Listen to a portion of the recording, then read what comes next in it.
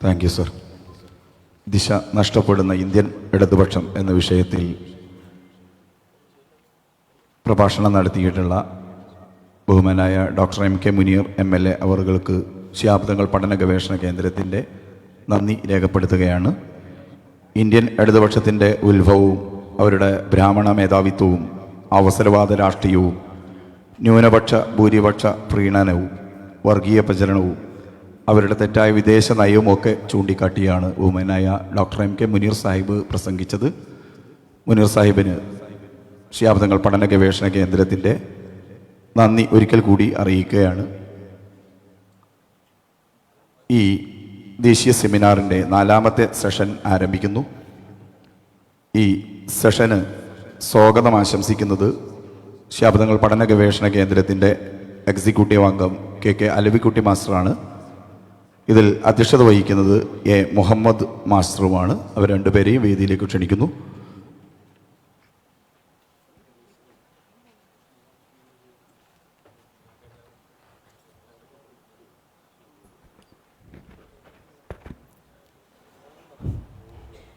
പ്രിയപ്പെട്ടവരെ, ശാബ്ദങ്ങൾ പഠന ഗവേഷണ കേന്ദ്രം നടത്തി വരുന്ന ദേശീയ സെമിനാറിലാണ് നാം സംബന്ധിച്ചു കൊണ്ടിരിക്കുന്നത്. ഈ സെഷനിൽ 4 അവതരണങ്ങളാണ് നടക്കുന്നത്. അതിൽ അവസാനത്തെയും 4ാമത്തെയുമായ അവതരണമാണ് ഇപ്പോൾ ഈ വേദിയിൽ നടക്കുന്നത്. ഈ പരിപാടിയിൽ ഈ സെഷനിൽ അധ്യക്ഷത വഹിച്ചുകൊണ്ടിരിക്കുന്ന A മുഹമ്മദ് മാസ്റ്റർ, പ്രിയങ്കരനായ പാണക്കാട് ബഷീർ അലി ശിഹാബ് തങ്ങൾ, ഡോക്ടർ MK മുനീർ സാഹിബ്, വിഷയം അവതരിപ്പിക്കുന്ന CP സയ്യിദ് അലവി സാഹിബ്, പ്രിയപ്പെട്ട ഞങ്ങളുടെ ക്ഷണിതാക്കളെ,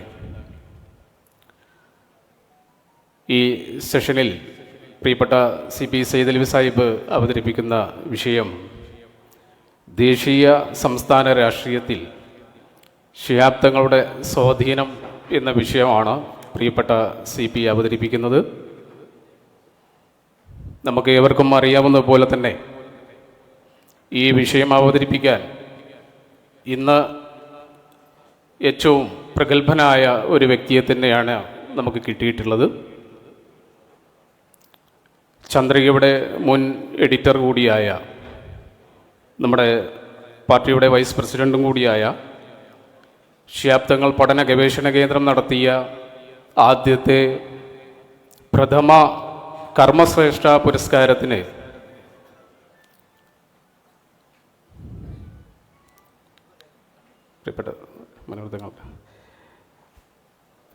പഠന ഗവേഷണ കേന്ദ്രം നടത്തിയ പ്രഥമ കർമ്മശ്രേഷ്ഠ പുരസ്കാരത്തിന് നമ്മുടെ അവാർഡ് ജേതാവും കൂടിയാണ് പ്രിയപ്പെട്ട അവതാരകൻ.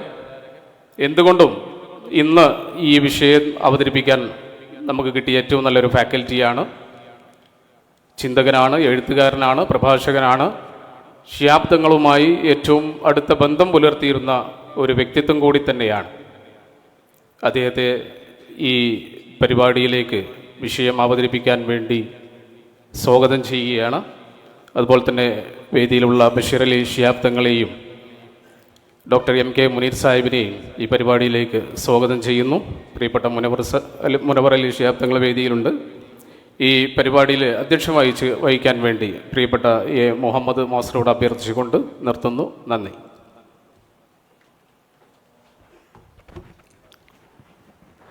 അസ്സലാമു അലൈക്കും. ബഹുമാന്യനായ സയ്യിദ് മുനവർ അലി ശിഹാബ് തങ്ങൾ, ഡോക്ടർ MK മുനീർ, ബഷീർ അലി ശിഹാബ് തങ്ങൾ, വേദിയിലും സദസ്സുമുള്ള ബഹുമാന്യരായ വ്യക്തിത്വങ്ങളെ, ഇവിടെ വളരെ പഠനാർഹമായ അല്ലെങ്കിൽ നമ്മൾ അറിയേണ്ട, ഞാൻ രാവിലെ ഇവിടെ ചില സുഹൃത്തുക്കളോട് പങ്കുവെച്ച പോലെ നമ്മൾ തൊട്ട് താഴെയുള്ള ഒരു തലമുറ വ്യക്തമായും അറിയേണ്ടതായ ചില സെഷനുകളാണ് ഇവിടെ കടന്നുപോയത്. ബഹുമാനപ്പെട്ട CP അതിവിടെ അവതരിപ്പിക്കട്ടെ എന്ന് വിചാരിച്ച് കൂടുതൽ അധ്യക്ഷ പ്രസംഗത്തിലേക്ക് ഞാൻ പോകുന്നില്ല. പക്ഷേ മുനീർ സാഹിബ് പറഞ്ഞു വെച്ച അവിടെ തന്നെ കേരളത്തിൻ്റെ ഒരു ഭാഗധേയം എന്ന് പറയുന്നത് വളരെ അപകടകരമായ സംഭവമാണ്. കഴിഞ്ഞ തിരഞ്ഞെടുപ്പിൽ BJP 2ാം സ്ഥാനത്ത് വന്നിട്ടുള്ള മണ്ഡലങ്ങളിൽ ഇന്ത്യൻ യൂണിയൻ മുസ്ലിം ലീഗ് മത്സരിച്ച മണ്ഡലങ്ങൾ ഉണ്ടായിരുന്നു എന്ന് ഒരു തിരിച്ചറിവ് ഒരു പക്ഷേ ഈ യോഗത്തിൽ നമ്മൾ ചർച്ച ചെയ്യേണ്ടതാണ് എന്ന് മാത്രം. ആ അപകടത്തിലേക്ക് ഈ പ്രവർത്തകരായ നിങ്ങളുടെ ചിന്തയെ ഒന്ന് കൊണ്ടുപോകണമെന്ന് പ്രിയ സുഹൃത്ത് സൈതലവിയോട് അപേക്ഷിച്ചുകൊണ്ട് ഞാൻ അവസാനിപ്പിക്കുകയാണ്. ഏറ്റവും ആദരപൂർവ്വം ഏറെ സ്നേഹത്തോടെ സൈതലവിയെ ഈ വിഷയം അവതരിപ്പിക്കുന്നതിന് വേണ്ടി ക്ഷണിക്കുള്ളൂ. നന്ദി, നമസ്കാരം.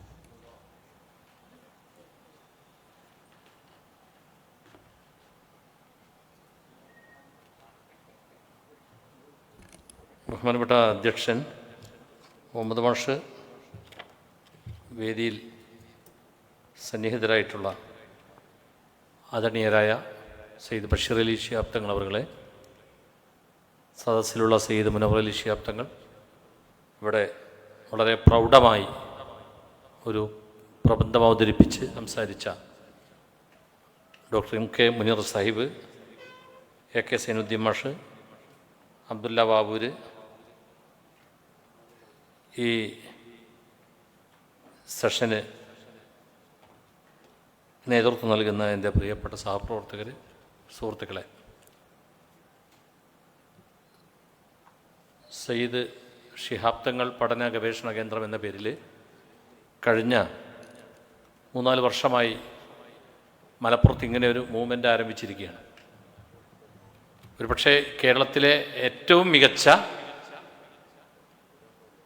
ഒരു സാംസ്കാരിക സംഗമമായിട്ട് ഇതിനകം ഈ പഠന ഗവേഷണ കേന്ദ്രത്തിൻ്റെ പരിപാടികൾ മാറിക്കഴിഞ്ഞു എന്നുള്ള വലിയൊരു സന്തോഷവും അഭിമാനവും നിങ്ങളുമായി പങ്കുവെക്കുകയാണ്.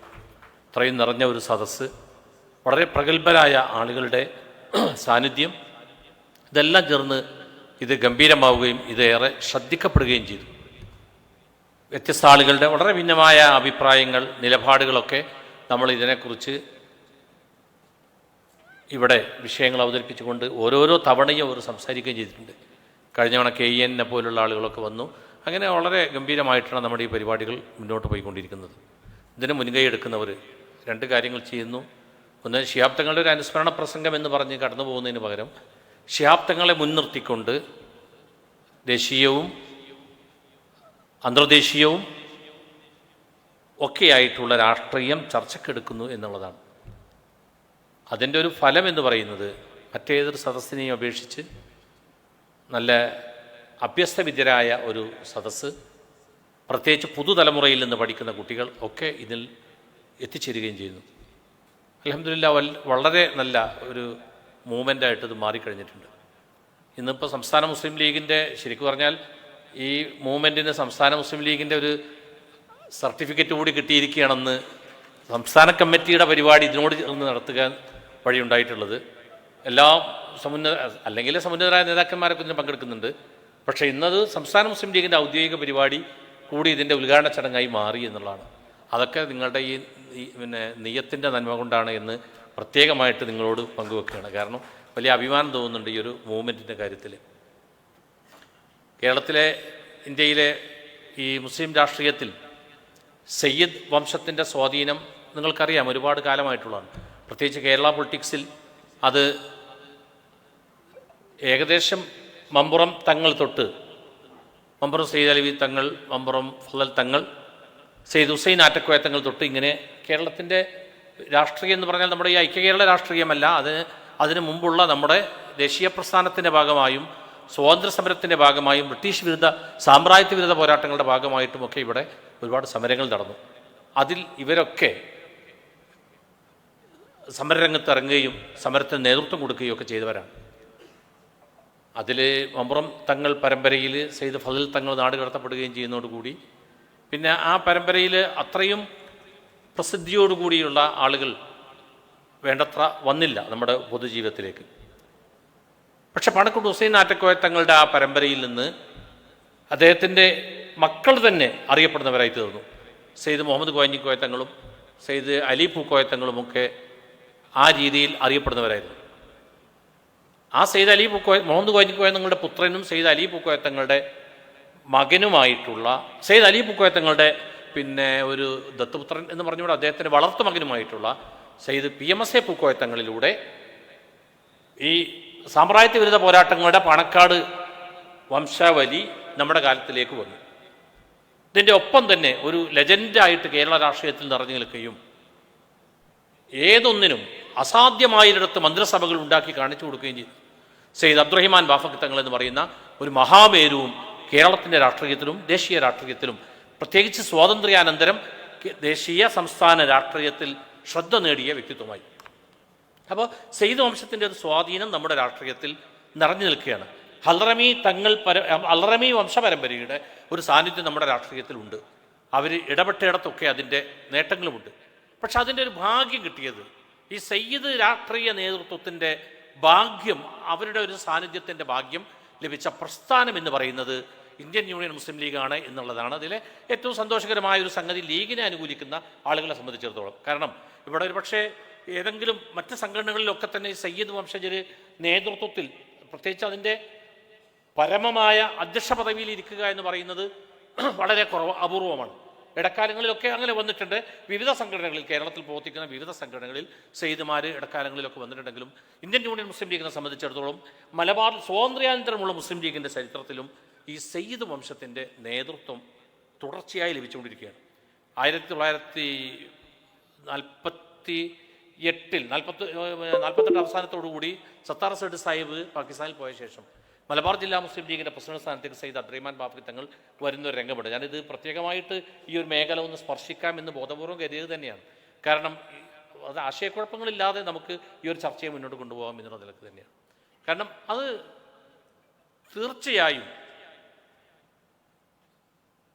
സദസ്സിൽ സംസാരിക്കാനുള്ളൊരു അവസരം ഞാൻ കൊടുക്കൂട്ടോ. ആ സമയത്ത് ഞാൻ പ്രസംഗം നിർത്തിയിട്ട് നിങ്ങൾക്ക് കൂടുതൽ ഫ്രീഡത്തോടുകൂടി സംസാരിക്കാൻ അനുവാദം തരുന്നതാണ്. പിന്നെ ഇന്ന് രാവിലത്തെ സെഷനിൽ ഒരാൾ ഫോണും കൊണ്ട് ഇങ്ങോട്ട് പോന്നു സംസാരിക്കാൻ. ഇവിടെ അതിട്ട് ഇവിടെ ഇയാൾ വരോധിക്കേദാസ് പ്രസംഗിച്ചുകൊണ്ടിരിക്കുന്നു, മൂപ്പര് ഫോണും കൊണ്ട് ഹലോ അറിട്ട് ഇവിടെ മുന്നിലൊന്നിരുന്നു.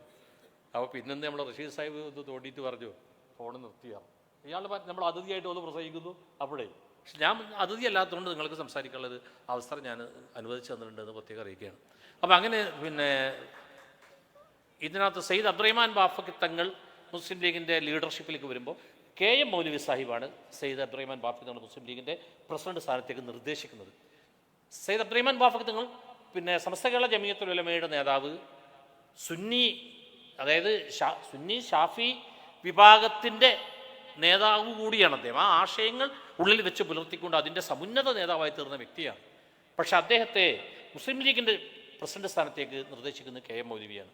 ആദ്യമായിട്ട് അദ്ദേഹത്തിന് ഒരു പൊതുസംഘടനയുടെ ഒരു ഉന്നതമായ പദവിയിൽ എത്തുന്നത് മുസ്ലിം ലീഗിൻ്റെ പ്രസിഡന്റ് സ്ഥാനത്താണ്.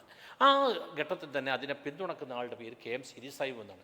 സിരി സാഹിബ് നേരത്തെ സലഫി ആശയ രംഗത്ത് വളരെ സജീവമായി പ്രവർത്തിക്കുകയും മുസ്ലിം ലീഗിൻ്റെ ലീഡർഷിപ്പിൽ വന്ന ശേഷം ആ സലഫി പ്രവർത്തന രംഗത്തു നിന്നൊക്കെ മാറി നിൽക്കുകയും പ്രത്യേകിച്ച് ഇതിൽ മാത്രം കേന്ദ്രീകരിക്കുകയും ചെയ്ത ആളാണ്. മുസ്ലിം ലീഗിൻ്റെ പ്രവർത്തനത്തിൽ മാത്രം കേന്ദ്രീകരിക്കുകയും ചെയ്ത ആളാണ് KM സിരി സാഹിബ്. ബാഫഖ് തങ്ങൾ മുസ്ലിം ലീഗിൻ്റെ പ്രസിഡന്റായി വന്ന ശേഷം എന്താണ് മുസ്ലിം ലീഗ് ചെയ്ത ഒരു രാഷ്ട്രീയ നിലപാട് എന്ന് പറയുന്നത്? അതിപ്പോൾ ഓൾ ഇന്ത്യ മുസ്ലിം ലീഗിൻ്റെ ഒരു സമാപനം 1947 ഡിസംബർ മാസം 13-14 തീയതികളിൽ കറാച്ചിയിൽ സംഭവിക്കുന്നുണ്ട്. അവിടെ വെച്ച് ഇന്ത്യയിൽ മുസ്ലിം ലീഗ് വേണമെന്നൊരു തീരുമാനം വരുന്നുണ്ട്, ഒരു നിർദ്ദേശം വരുന്നുണ്ട്, അതിനൊരു കൺവീനറേയും വെക്കുന്നുണ്ട്. സാധ്യമാകുമോ ഇല്ലേ എന്നുള്ളതൊന്നും അവിടുത്തെ തീരുമാനത്തിന് ഭാഗമല്ല. നിങ്ങൾ അവിടെ പോയി മുസ്ലിം ലീഗിൻ്റെ ഒരു കമ്മിറ്റി രൂപീകരിച്ച് മുന്നോട്ട് പോവുക എന്നും അല്ല ഇപ്പോൾ എന്തായി നിങ്ങളുടെ പ്രവർത്തനം എന്ന് പിന്നീട് അന്വേഷിക്കലൊന്നും ഇതിൻ്റെ ഭാഗമായിട്ടൊന്നും ഉണ്ടായ കാര്യങ്ങളല്ല.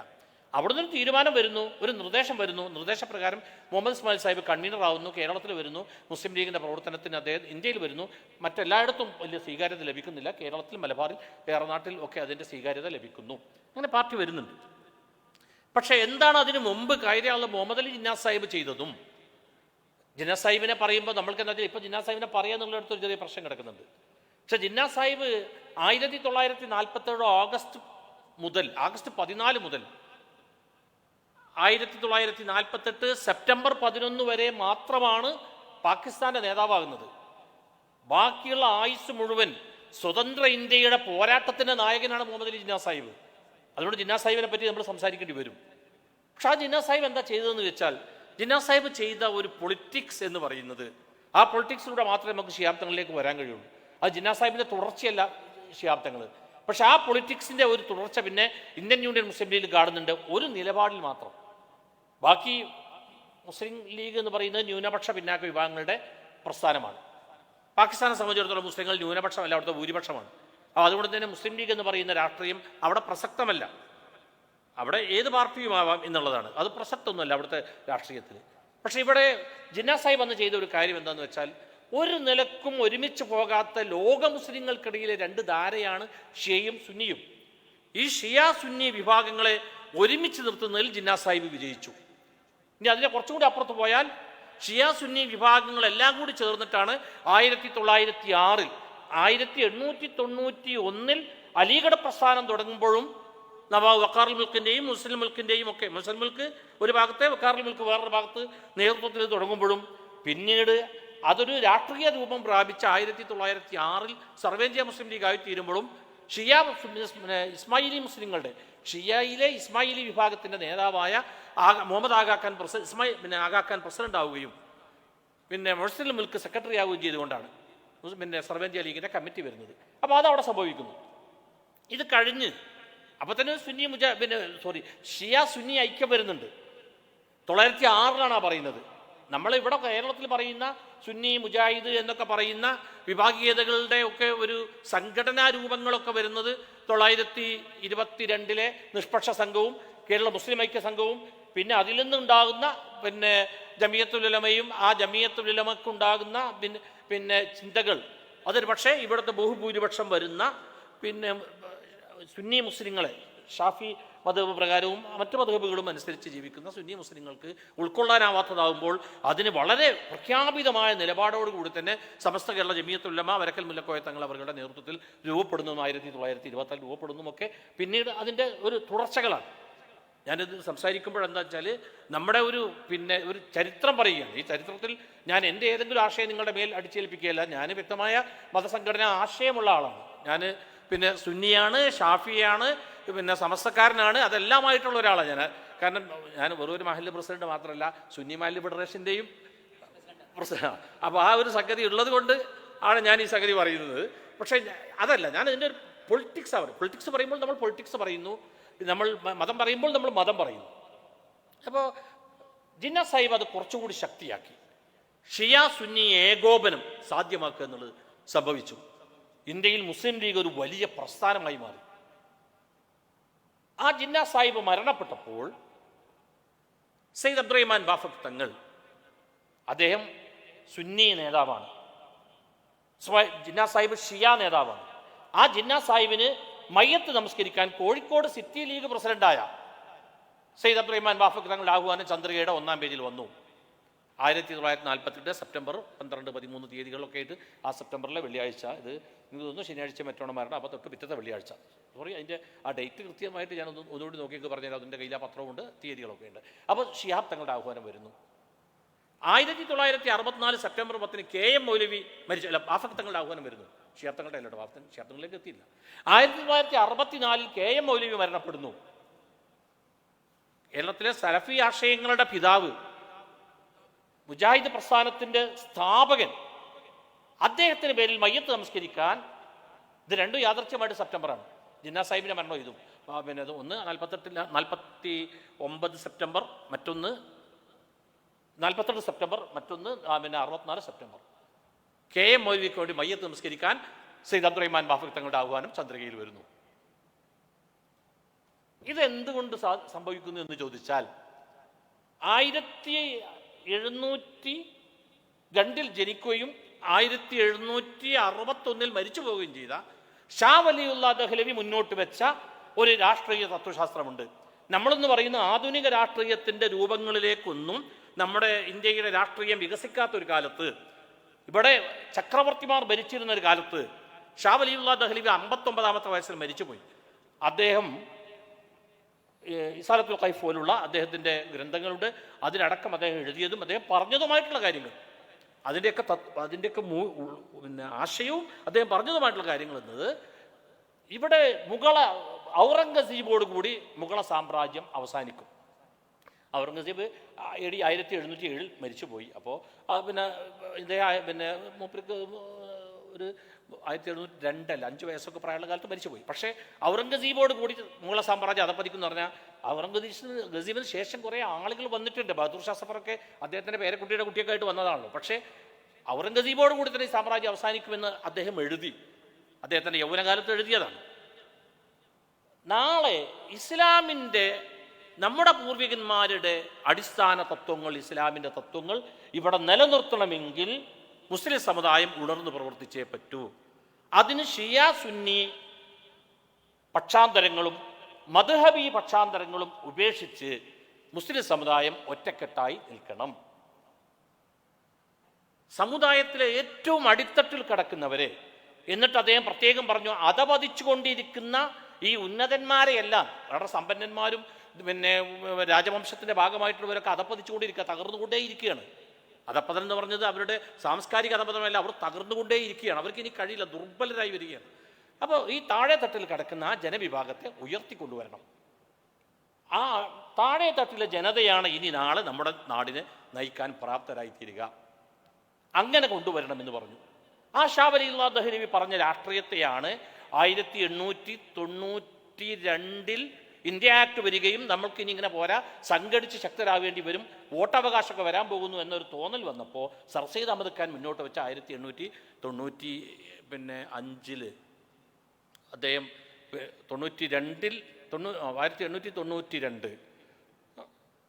1882 ഇന്ത്യ ആക്ട് വരുന്നു. 1883 സർ സയ്യിദ് അഹമ്മദ് ഖാൻ ഈ മൂവ്മെൻറ്റ് ഉണ്ടാക്കുന്നു, അലിഗഡ് മൂവ്മെൻറ്റ് ഉണ്ടാക്കുന്നു. തൊട്ട് പിറ്റത്തെ വർഷം തന്നെ 1891 മുസ്ലിം ലീഗിൻ്റെയും വികാർ ലീഗിൻ്റെയും നേതൃത്വത്തിലുള്ള അലിഗഡ് പ്രസ്ഥാനം ഒരു മുസ്ലിം ലീഗ് ആയിട്ടില്ലെങ്കിൽ ഒരു രാഷ്ട്രീയ മൂവ്മെൻറ്റായി മാറുന്നു. 1906 ആഗാഖാൻ്റെ വസതിയിൽ ചേർന്നിട്ട് സർവ്വ ഇന്ത്യ മുസ്ലിം ലീഗ് രൂപീകരിക്കുന്നു. അവിടെ നിന്ന് ഇങ്ങോട്ട് പോകുന്ന 1947 ഡിസംബർ 13-14 തീയതികളിൽ സർവ്വ ഇന്ത്യ മുസ്ലിം ലീഗ് അവസാനിക്കുന്നു. അത് നിലവിലുള്ള ഘടന പിരിച്ചുവിടുന്നു. അത് കഴിഞ്ഞിട്ട് വരുന്ന ഒരു ഘട്ടം. എന്താണ് സയ്യിദ് അബ്ദുറഹ്മാൻ വാഫി തങ്ങൾ ചെയ്ത പൊളിറ്റിക്സ്?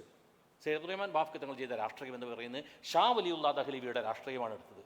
താഴെ തട്ടിൽ കിടക്കുന്ന മനുഷ്യരെ നേതൃത്വത്തിലേക്ക് ഉയർത്തിക്കൊണ്ടുവരിക, സമുദായത്തിന് നേതൃത്വം ഏൽപ്പിക്കുക. ദരിദ്രരായിട്ടുള്ള, പിന്നോക്കം കിടക്കുന്നവരായിട്ടുള്ള, ഏറ്റവും പ്രയാസപ്പെട്ട സമൂഹത്തിൻ്റെ പ്രതിനിധികളായിട്ടുള്ളവരെ ഉയർത്തിക്കൊണ്ടുവരിക. രണ്ടാമത്തത്, എല്ലാ പക്ഷാന്തരങ്ങളെയും പൊതു താല്പര്യത്തിൽ മാറ്റിവെക്കുക. എല്ലാം വേണം, കൃത്യമായിട്ട് വേണം, പക്ഷേ പൊതു താല്പര്യത്തിലൊക്കെ മാറ്റിവെക്കുക. അത് മൂപ്പരാണ് പറയും. വാഫിഖിതങ്ങൾ കെ സി അബൂബക്കർ മൗലവിയോട് പറഞ്ഞ കാര്യങ്ങളൊക്കെ ഉണ്ട്. കെ സി അബൂബക്കർ മൗലവി പറഞ്ഞു, പിന്നെ വാഫിഖിതങ്ങൾ കെ സി അബൂബക്കർ മൗലവിയോട് പറഞ്ഞു, നിങ്ങളിപ്പോൾ നമ്മുടെ സുന്നത്ത് ജമാഅത്തായിരുന്നു വെച്ചാൽ നിങ്ങളിപ്പോൾ എവിടെ എത്തിയിട്ടുണ്ടാവും എന്ന് ചോദിച്ചു. അതിൽ കെ സി അപ്പം തന്നെ ഒരു സരസമായൊരു മറുപടി അതിന് പറയണ്ടായി. വാഫിഖിതങ്ങൾ സുന്നി എന്നുള്ള കാര്യത്തിൽ നല്ല സുന്നിയാണ്, പക്ഷേ മുസ്ലിം ലീഗ് എന്ന് പറയുന്നിടത്ത് എത്തുമ്പോൾ മുസ്ലിം സമുദായത്തിൻ്റെ അടിത്തട്ടിൽ നിന്നുള്ളവരെ ഉയർത്തിക്കൊണ്ടുവരിക എന്നുള്ളതാണ്. ആ അടിത്തട്ടിൽ നിന്ന് ഉയർന്നു വന്ന ഒരാൾ, ഞാൻ കഴിഞ്ഞ സെപ്റ്റംബറിൽ യൂസുഫ് അലി കേച്ചേരി പണ്ട് എഴുതിയ ആ ഗ്രാമത്തിലൂടെ ഒന്ന് പോയി. കേച്ചേരിപ്പുഴ എന്ന കവിതാ സമാഹാരത്തിലുണ്ട്, പുണ്യം ലഭിച്ചതാണിന്നെനിക്കത്തോളി മണ്ണിലൊന്നാമതായി പാദങ്ങളൂന്നുവാൻ. ആ മണ്ണിലൊന്ന് പോയി. നേരത്തെ പോയിട്ടുണ്ട്.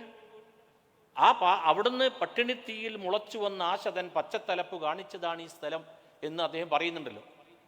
കൈവശം കണ്ണുനീരുണ്ടെങ്കിൽ ഇത്തിരി തൂവിത്തുറന്നൊന്നു നോക്കുക കല്ലറ, സ്പന്ദനം കൊള്ളുന്ന രീതിക്കിലഭി വന്യനാം സിയച്ചിൻ പാവന മക്ബറ എന്ന് പറയുന്ന അവിടെ സിയച്ചിൻ്റെ മക്ബറയുള്ളത് ഇവിടെ നടക്കാവിലാണെങ്കിലും പിന്നെ അദ്ദേഹത്തിൻ്റെ കാൽപെരുമാറ്റം കേട്ട നാട്ടിലൂടെ അക്ബർ ചക്രവർത്തി ആഗ്ര കോട്ടയിൽ നടന്നു പോയപ്പോൾ എങ്ങനെയുണ്ടായിരിക്കും ആ കാൽപെരുമാറ്റം എന്നതുപോലെ ഒരു കൗതുകത്തോടെ ഞാൻ അത്തോളിയിലൂടെ ഇങ്ങനെ നടന്നുപോയി. അപ്പോൾ അത്തോളിയിൽ നിന്ന് വളരെ ദരിദ്രമായ ഒരു കുടുംബത്തിൽ നിന്ന് വളർന്നു വന്ന ഒരാൾ, വളരെ പാവപ്പെട്ട ഒരു മദ്രസാധ്യാപകൻ്റെ, ഒരു നാട്ടു ചികിത്സകൻ്റെ മകനായി ജനിച്ചു വളർന്ന ഒരാൾ. എത്രത്തോളം എന്ന് വെച്ചാൽ സി എച്ചിനെ കുറിച്ചാണ് അത്തോളിക്കാരൻ എന്നോട് പറഞ്ഞത്. പിന്നെ സി എച്ച് MLA ആയിട്ട് ഇങ്ങനെ പോകുമ്പോൾ പോലും അവിടുത്തെ സമ്പന്നവർഗം ഉണ്ടല്ലോ, വലിയ പൈസക്കാർ, കുടുംബക്കാർ, സി എച്ച് ഇങ്ങനെ നടന്നിങ്ങനെ വീട്ടിലേക്ക് പോവുകയായിരിക്കും. അപ്പോൾ ഇങ്ങനെ കാണിക്കുന്നതാണ് പോകുമ്പോൾ ഉൾക്കൊള്ളാൻ കഴിയാഞ്ഞിട്ട്. സി എച്ച് എത്രത്തോളം സാധുവായിരുന്നു ഉള്ളിൻ്റെ തെളിവ്, അവിടെ ഒരു ചായക്കട ഉണ്ട്. ആ ഒരു ഓലമേഞ്ഞ് അവിടെയാണ് മൂപ്പര് നിയമസഭയൊന്നും ഇല്ലാത്തപ്പോൾ വന്നിരിക്കുക. അപ്പോൾ മൂപ്പർക്ക് തിങ്കളാഴ്ച ഞായറാഴ്ച വൈകുന്നേരം തിരുവനന്തപുരത്തേക്ക് തീവണ്ടിക്ക് പോകണം. ഞായറാഴ്ച പോകണം തീവണ്ടിക്ക്. വൈകുന്നേരമാണ് എപ്പോഴാണ് എനിക്ക് ട്രെയിൻ അന്നത്തെ സമയം ഞാൻ ചോദിച്ചില്ല. പക്ഷേ പിന്നെ ശനിയാഴ്ച രാവിലെ എത്തിയിട്ടുള്ളൂ. അപ്പോൾ എത്തിയതിൽ പ്രധാന കാര്യം പിന്നെ എന്താ വെച്ചാൽ വീട്ടിലൊന്ന് വരിക, പിന്നെ വാപ്പാക്ക് വേണ്ടത്ര വയ്യ, ആരോഗ്യം. അപ്പോൾ മൂപ്പര് ഈ ചായ കുടിച്ചുകൊണ്ട് ഇവിടെ ഇങ്ങനെ നിന്ന് വർത്താനം പറയുമ്പോൾ എന്താ ഇപ്പം ഒന്ന് റേഷൻ കാർഡ് സഞ്ചിയൊക്കെ എന്ന് ചോദിച്ചു കയ്യിൽ. അപ്പോൾ സി എച്ച് പറഞ്ഞു, ഞാൻ വാപ്പാക്ക് വേണ്ടത്ര വയ്യ, അപ്പോൾ റേഷൻ പീടിക്ക് ഞാൻ തന്നെ പോരേ, കാരണം ഈ ആഴ്ച ഇനിയിപ്പോൾ ഒന്നും കൂടി കഴിഞ്ഞാൽ ഈ ആഴ്ചത്തെ റേഷൻ പോകുമല്ലോ. അങ്ങനെ പോയപ്പോഴാണ് നമ്മുടെ വീരാങ്കോയക്ക എന്ന് പറഞ്ഞ് ചന്ദ്രിക ക്യാൻറ്റീനൊക്കെ നടത്തിയ വീരാങ്കോയക്ക, നമ്മുടെ സേഫുവിൻ്റെയൊക്കെ വാപ്പ. വീരാങ്കോയക്ക എന്നോട് ഇത് സംഗതി വീരാങ്കോയക്ക അവിടെ വട്ടുരുട്ടി കളിക്കുക. അപ്പോൾ ആ ചായപ്പീടിയക്കാരൻ വിളിച്ചിട്ട് വീരാങ്കോയക്ക എന്നോട് പറഞ്ഞു, വീരാങ്കോയ ഈ ഒന്ന് പോയിക്കാം, മൂപ്പര് ഇപ്പോൾ പിന്നെ വലിയ MLA ഒക്കെ അല്ലേ, എന്നിട്ട് ഇപ്പോൾ റേഷൻ സഞ്ചി തൂക്കി പിടിച്ച് പോരുക. അപ്പോൾ റേഷൻ ഷാപ്പ് വരെ കൂടെ പോയി ഈ റേഷൻ സഞ്ചി തൂക്കി പിടിച്ച് വീട്ടിലേക്ക് പോയ ഒരാളാണ് സി എച്ച്. ഷാ വലിയുള്ള ദഹ്ലവി പറഞ്ഞ എന്താണ്, ഈ അധപതിച്ചുകൊണ്ടിരിക്കുന്ന ഉപരിമണ്ഡലത്തിലെ ആളുകളെ അല്ല, സമൂഹത്തിൻ്റെ അടിത്തട്ടിൽ കിടക്കുന്നവരെ ഉയർത്തിക്കൊണ്ടുവരികയും എല്ലാവിധ അഭിപ്രായ വ്യത്യാസങ്ങളും മാറ്റിവെച്ചുകൊണ്ട് ഉയർന്നു നിൽക്കുകയും ചെയ്താൽ മാത്രമേ നമ്മുടെ പൂർവികന്മാർ, ആ പൂർവികരാരാണെന്നോ, ഖാത്തിമുൽ അംബിയീൻ മുഹമ്മദ് മുസ്തഫ സല്ലല്ലാഹു അലൈഹി വസല്ലം തൊട്ട് ഇങ്ങോട്ട് പോന്നിട്ടുള്ള പൂർവികന്മാരാണ്. ആ പൂർവികന്മാർ കാണിച്ചു വന്ന പാതയിലൂടെ ഇസ്സത്തോടുകൂടി സമുദായത്തിൽ നിൽക്കാൻ കഴിയുകയുള്ളൂ എന്ന് മുസ്ലിം ലീഗിൻ്റെ രാഷ്ട്രീയ ഭരണഘടനയുടെ ആദ്യത്തെ വരി എന്ന് ഷാ വലിയുള്ള ദഹ്ലവി എഴുതിയിരിക്കുന്നു. 1761 അദ്ദേഹം മരണപ്പെട്ടു പോയി. 59 വയസ്സിൽ മരണപ്പെട്ടു പോയി. 1702 അദ്ദേഹം ജനിക്കുന്നത് ഡൽഹിയിൽ. സി എച്ച് ബാഫക്ക് തങ്ങൾ കാണിച്ച രാഷ്ട്രീയം അതാണ്. ഏറ്റവും അടിത്തട്ടിൽ കിടക്കുന്ന ഒരാളെ ഉയർത്തിക്കൊണ്ടുവരിക, ഒരാളെ മാത്രം, ഒരു സി എച്ച് മാത്രമല്ല, സി എച്ച് പെട്ടെന്ന് നമുക്ക് പറഞ്ഞാൽ മനസ്സിലാകുന്നതും പിന്നെ വളരെ പ്രതീകാത്മകമായിട്ടുള്ളതും പിന്നെ നമ്മുടെ എല്ലാവരുടെയും ഉള്ളിൽ പിന്നെ ഒരു പ്രകാശമായിട്ട് ഇങ്ങനെ നിൽക്കുന്ന ഒന്നുമായതുകൊണ്ട് സി എച്ചിനെ നമുക്ക് വേഗം പറയാൻ പറ്റും. അങ്ങനെ എത്രയോ ആളുകൾ ഉയർത്തിക്കൊണ്ടുവരിക എന്നുള്ളൊരു പ്രക്രിയയിൽ ബാഫക്ക് തങ്ങൾ ഏർപ്പെട്ടു. പാണക്കാട് PMSA പൂക്കോയത്തങ്ങൾ അതിൻ്റെ വേറൊരു വെർഷനാണ് എടുത്തത്. അദ്ദേഹം എടുത്തത് അദ്ദേഹത്തിൻ്റെ സദസ്സ് എന്ന് പറയുന്നത് തന്നെ ഒരു ജനാധിപത്യത്തിൻ്റെ മേഖലയാക്കി. ഉള്ളവനും ഇല്ലാത്തവനും ഒക്കെ സമന്മാരായിട്ടുള്ള ഒരു സോഷ്യലിസം അവിടെ നടപ്പാക്കി. അദ്ദേഹത്തിൻ്റെ ഏറ്റവും അടുത്ത് നിൽക്കുന്ന ആൾക്കാർ വളരെ പാവപ്പെട്ടവരായിരുന്നു. ആ പാവപ്പെട്ടവർക്ക് വേണ്ടി അദ്ദേഹം നിലകൊണ്ടു. അദ്ദേഹം കേസിൽ തീർപ്പ് ഏൽപ്പിക്കാൻ തുടങ്ങി. കേസിൽ തീർപ്പ് ഏൽപ്പിക്കുക എന്ന് പറയുമ്പോൾ എനിക്കുള്ളൊരു പ്രശ്നം എന്താ വെച്ചാൽ, ഒരുപാട് കാലമായി പാണക്കാട് കുടുംബത്തെക്കുറിച്ച് പ്രസംഗിച്ചുകൊണ്ടിരിക്കുന്നു, ശിഹാബ് തങ്ങളെക്കുറിച്ച് പ്രത്യേകിച്ചും പ്രസംഗിച്ചുകൊണ്ടിരിക്കുന്നു. ഈ സദസ്സിൽ തന്നെ പിന്നെ ശിഹാബ് തങ്ങളുടെ ദർശനവുമായി ബന്ധപ്പെട്ട് ശിഹാബ് തങ്ങളെയും കുടുംബത്തെയും പറ്റി മാത്രം പ്രസംഗിക്കേണ്ടി വന്നതുകൊണ്ട് ചില കാര്യങ്ങളെങ്കിലും ചിലപ്പോൾ അബദ്ധവശാൽ ആവർത്തനമായി തീരാനൊക്കെയുള്ള സാധ്യതയുണ്ട്. നിങ്ങൾ ക്ഷമിക്കുക. അപ്പോൾ ശിഹാബ് പിന്നെ പൂക്കോയത്തങ്ങളുടെ സദസ്സിലേക്ക് ഇവരൊക്കെ വന്ന് അദ്ദേഹം ചെയ്തത് ഈ കുടിയിറക്കുന്നവരെ, അതുപോലെ പിന്നെ സ്വത്ത് പിടിച്ചെടുക്കുന്നവർ,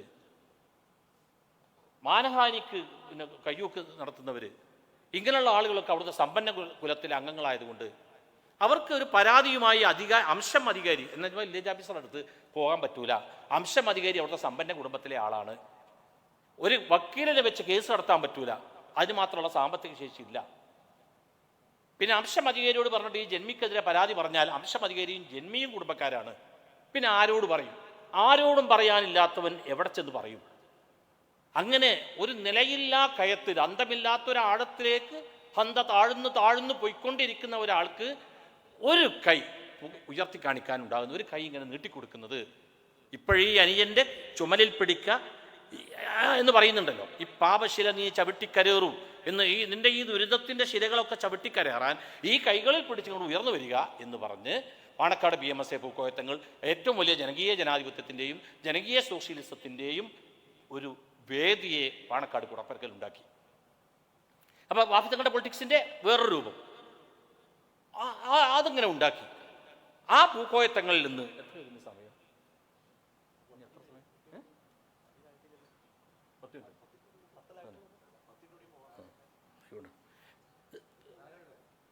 സയ്യിദ് മുഹമ്മദ് അലി ശിഹാബ് തങ്ങൾ, അദ്ദേഹത്തിൻ്റെ പുത്രനായ സയ്യിദ് മുഹമ്മദ് അലി ശിഹാബ് തങ്ങൾ, പിന്നെ മുസ്ലിം ലീഗിൻ്റെ സ്ഥാനമേറ്റ സാഹചര്യം ഒന്നും നിങ്ങൾക്ക് പറഞ്ഞു തരേണ്ട കാര്യമില്ല. ശിഹാബ് തങ്ങൾ ഒരുപക്ഷെ അദ്ദേഹത്തിൻ്റെ സഹോദരന്മാർ മുസ്ലിം ലീഗിൻ്റെ ലീഡർഷിപ്പിൽ വന്നതുപോലെ പോലും അല്ല. പിന്നെ അവരൊക്കെ പാർട്ടി രംഗത്ത് നിരന്തരമായി പ്രവർത്തിച്ചു കൊണ്ട് വന്നവരാണ്. ശിഹാബ് തങ്ങളെ സംബന്ധിച്ചിടത്തോളം വിദേശ വിദ്യാഭ്യാസം അത് കഴിഞ്ഞ് ഇവിടെ വരുമ്പോൾ പിന്നെ ഏറനാട് താലൂക്ക് ലീഗിൻ്റെ പ്രസിഡന്റ് സ്ഥാനമുണ്ടെങ്കിലും മൂപ്പര് അങ്ങനെ യോഗത്തിന് പോകാനൊന്നും താല്പര്യപ്പെടാറുണ്ടായിരുന്നില്ല. കാരണം മൂപ്പര് ഇങ്ങനെ പുസ്തകങ്ങൾ വായിച്ചുകൊണ്ടിരിക്കുക വേറെ ലോകത്തായിരുന്നു. അതായത് ഇപ്പോൾ നീൽ ആംസ്ട്രോങ് ചന്ദ്രനിൽ കാലുകുത്തുന്നു, വളരെ വൈകാതെ ഒരു മാസം 2 മാസം കൊണ്ടൊക്കെ നാസയിൽ നിന്ന് പിന്നെ ശിഹാബ് തങ്ങൾക്ക് ഒരു കത്ത് കിട്ടുന്നു. അത് ഇവിടുന്ന് അങ്ങോട്ട് അയച്ച കത്തിൻ്റെ മറുപടി കത്താണ്. കാരണം നീൽ ആംസ്ട്രോങ്ങിനെ പിന്നെ അനുമോദിച്ചുകൊണ്ട് അദ്ദേഹം നാസയിലേക്ക് കത്തെഴുതിയിരിക്കുന്നു. നാസ അവിടെ നിന്ന് തങ്ങൾക്ക് മറുപടി കൊടുത്തിരിക്കുന്നു. അവിടേക്കാണ് തങ്ങളുടെ ഒരു ലോകം എന്ന് പറയുന്നത്. വിദേശത്ത് നിന്ന് വരുന്ന മാഗസിനുകൾ, അറബിയിലും ഇംഗ്ലീഷിലുള്ള മാഗസിനുകൾ വായിക്കുക, പിന്നെ കുറിപ്പുകൾ എടുക്കുക, എഴുതുക, അക്കാഡമിക് പ്രവർത്തനങ്ങൾ, വിദ്യാഭ്യാസ പ്രവർത്തനങ്ങൾ, MES-ഉമായിട്ടൊക്കെ ഉള്ള ഒരു അടുത്ത പ്രവർത്തനങ്ങൾ, ഇതെല്ലാമായിട്ട് വേറൊരു ലോകത്ത് ജീവിക്കുകയായിരുന്നു. അങ്ങനെ ഇരിക്കുകയാണ് പാണക്കാട് PMSA പൂക്കോയത്തങ്ങൾ, ബാഫക്തങ്ങളുടെ പെട്ടെന്നുള്ള മരണം പൂക്കോയത്തങ്ങളെ ചുമതലയേൽപ്പിക്കുകയും പൂക്കോയത്തങ്ങളുടെ പെട്ടെന്നുള്ള മരണം ശിഹാബ് തങ്ങളിൽ ചുമതലയേൽക്കുകയും ചെയ്യുന്നു. അതിൻ്റെ മറ്റ് സന്ദർഭങ്ങളെയൊന്നും ഞാനിപ്പോൾ വിശദീകരിക്കേണ്ടതില്ല. അതിലൊക്കെ ഓരോരോ നേതാക്കന്മാർ വലിയ പങ്കുവഹിച്ച ആളുകൾ കടന്നുപോയി. ശിഹാബ് തങ്ങൾ മുസ്ലിം ലീഗിൻ്റെ പ്രസിഡന്റ് പദവിയിൽ വന്നു കഴിഞ്ഞ ശേഷം ഉണ്ടാകുന്ന മാറ്റം എന്ന് പറയുന്നത് ഈ ബാഫക്തങ്ങളുടെയും പൂക്കോയത്തങ്ങളുടെയും രാഷ്ട്രീയത്തിൻ്റെയും ചേർന്നിട്ടുള്ള വേറൊരു പുതിയ രൂപം അദ്ദേഹം ആവിഷ്കരിക്കുകയാണ്. അത് ആവിഷ്കരിക്കാൻ അദ്ദേഹത്തെ പ്രേരിപ്പിക്കുന്ന ഘടകം എന്ന് പറയുന്നത് ശിഹാബ് തങ്ങളുടെ വിദ്യാലയമാണ്. ശിഹാബ് തങ്ങളുടെ സ്കൂൾ എന്ന് പറയുന്ന ഒന്നുണ്ട്. ശിഹാബ് തങ്ങളുടെ സ്കൂൾ എന്ന് പറയുന്നത് ബാഫക് തങ്ങളുടെ സ്കൂളാണ്, പൂക്കോയ തങ്ങളുടെ സ്കൂളാണ്, ഇസ്ലാമിക് സ്കൂളാണ്. അതിന് പുറമെ നേരത്തെ ഇവിടെ ചൂണ്ടിക്കാണിച്ചതുപോലെ മുനീർ സാഹിബ് ആണോ അതല്ലേ പറഞ്ഞ് ഈജിപ്തിൽ അദ്ദേഹം പഠിച്ച സമദാനി സാഹിബ് രാവിലെ പറഞ്ഞു, കൈറോയിൽ അദ്ദേഹം പഠിച്ചതിൻ്റെ ഒരു ഗുണമാണ്, അൽ-അസ്ഹറിൽ പഠിച്ചതിൻ്റെ ഗുണമാണ്. അത് മാത്രമല്ല, ആ കാലഘട്ടത്തിൽ കൈറോ യൂണിവേഴ്സിറ്റിയിൽ ശിഹാബ് തങ്ങൾ പഠിക്കുന്ന കാലത്ത് ആ യൂണിവേഴ്സിറ്റിയിൽ അപ്പുറത്ത്, ക്യാമ്പസിൽ തന്നെ അപ്പുറത്ത് പഠിച്ചുകൊണ്ടിരിക്കുന്നവർ ആരൊക്കെയാണെന്നുള്ളതാണ്. മുസ്തഫ അൽ ബറാദി, UNOയുടെ ഐക്യരാഷ്ട്ര സംഘടനയുടെ അന്താരാഷ്ട്ര ആണവ ഏജൻസിയുടെ ഡയറക്ടർ ജനറലായിട്ടുള്ള നൊബേൽ സമ്മാനം നേടിയിട്ടുള്ള, രസതന്ത്രത്തിൽ നൊബേൽ സമ്മാനം നേടിയിട്ടുള്ള, ഊർജ്ജതന്ത്രത്തിൽ നൊബേൽ സമ്മാനം നേടിയിട്ടുള്ള മുഹമ്മദ് മുസ്തഫ അൽ ബറേദി ഇതേ കാലത്ത് അവിടുന്ന് പഠിച്ചിറങ്ങിപ്പോരുകയാണ്. സദ്ദാം ഹുസൈൻ ആരാണ് നിങ്ങൾക്കറിയാം, ഇറാഖിൻ്റെ ഭരണാധികാരിയായിരുന്ന സദ്ദാം ഹുസൈൻ ഇതേ കാലത്ത് അവിടുന്ന് നിയമപഠനം പൂർത്തിയാക്കി ഇറങ്ങുകയാണ്. അതിൻ്റെ കുറച്ചും കൂടി മുമ്പാണെങ്കിലും ഒമർ ഷെരീഫ്, വിഖ്യാതനായ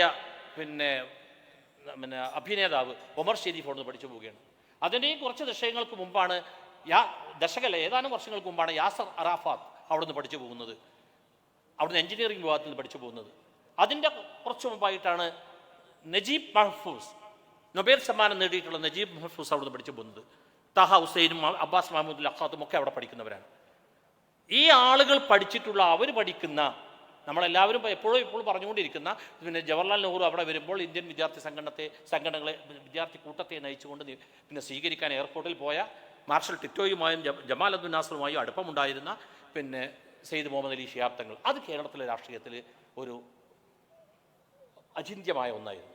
അങ്ങനത്തെ ഒരു നേതാവ്, കാരണം ഇത് വേറൊരു ലെവലാണല്ലോ. ബാക്കിയുള്ളവരൊക്കെ ഇവിടെ കിടന്നിങ്ങനെ ഉള്ള ആളുകളാണ്. CH മുഹമ്മദ് കോയ സാഹിബ് അദ്ദേഹത്തിൻ്റെ ലണ്ടൻ കൈറോ എന്നുള്ള പുസ്തകത്തിൽ പറയുന്നുണ്ട്, ഞാൻ കൈറോ യൂണിവേഴ്സിറ്റിയിൽ പോവുകയും എൻ്റെ പ്രിയപ്പെട്ട സുഹൃത്ത്, എൻ്റെ നേതാവ് പാണക്കാട് പൂക്കോയ തങ്ങളുടെ പുത്രൻ സെയ്ദ് മുഹമ്മദ് അലി ശിഹാബ് തങ്ങളെ അവിടെ വെച്ച് കാണുകയും ഞങ്ങൾ കൂടുതൽ നേരം ഒരുമിച്ചിരിക്കുകയും ചെയ്തു എന്നൊക്കെ ഇത് പറയുന്നുണ്ട്. അപ്പോൾ കൈറോയിലൊക്കെ ഒന്ന് പോകുക എന്ന് പറയും, CH അവിടെ കൈറോയിൽ എത്തിയെന്ന് പറയുന്നത് തന്നെ ഒരു അത്ഭുതമായിട്ടാണ് ഇവിടെ വായനക്കാർ വായിച്ചുകൊണ്ടിരിക്കുന്നത്. കൈറോയിൽ പോവുകയെന്ന് ചോദിക്കുന്നത് അവിടെയാണ്.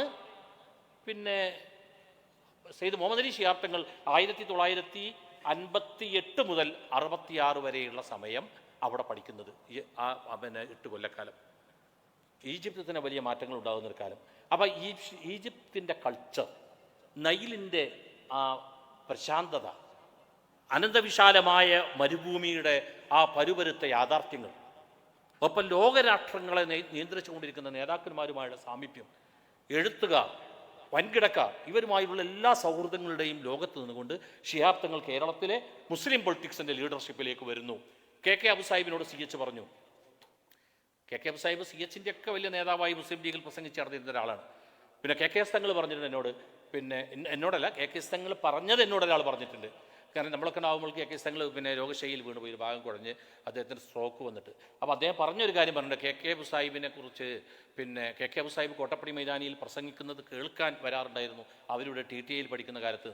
CHൻ്റെ ഒക്കെ നേതാവാണ് ഈ KK അബു സാഹിബ്, അത്ര വലിയ വാഗ്മിയായിരുന്നു. പക്ഷേ 47-48 കാലത്ത് ലീഗിന് ആ നിരോധനമുള്ളൊരു ഘട്ടത്തിൽ അദ്ദേഹം മറ്റൊരു കേസിൽ ജയിലിൽ പോവുകയും പിന്നീട് ലീഗ് വിട്ട് ജനതാ പാർട്ടിയിലൊക്കെ പോയി വലിയ വലിയ ദേശീയ നേതാവായി മാറുകയും ചെയ്ത ശേഷം അദ്ദേഹം ഇങ്ങനെ നിൽക്കുമ്പോൾ CH അദ്ദേഹത്തെ വിളിക്കുകയാണ്. CH രോഗിയാണ്, CHനേക്കാൾ പ്രായം കൂടുതലാണെങ്കിലും CH പറഞ്ഞു, എനിക്ക് വൈക്കം മുഹമ്മദ് ബഷീർ പറയുന്നത് പോലെ യാത്രക്കുള്ള സമയം വളരെ അടുത്ത് കഴിഞ്ഞിരിക്കുന്നു എന്നുള്ള അത് CH ഇങ്ങനെ പറയുകയാണ്, എൻ്റെ യാത്രക്കുള്ള സമയമായിരിക്കുന്നു. എൻ്റെ ആരോഗ്യം ക്ഷയിച്ചിരിക്കുന്നു, മുസ്ലിം ലീഗ് നേതൃത്വം കൊടുക്കാൻ താങ്കളെപ്പോലുള്ള ബുദ്ധിജീവികൾ രംഗത്ത് വരണമെന്ന് പറഞ്ഞ് ലീഗിലേക്ക് അദ്ദേഹം ക്ഷണിക്കുമ്പോൾ പറയുന്ന ഒരു കാര്യം, ഞങ്ങളുടെ പ്രസിഡന്റ് വിദേശ വിദ്യാഭ്യാസം നേടിയിട്ടുള്ള കൈറോ യൂണിവേഴ്സിറ്റിയിൽ നിന്നും അൽ അസറിൽ നിന്നും മാസ്റ്റർ ബിരുദം നേടിയിട്ടുള്ള നേതാവാണ്.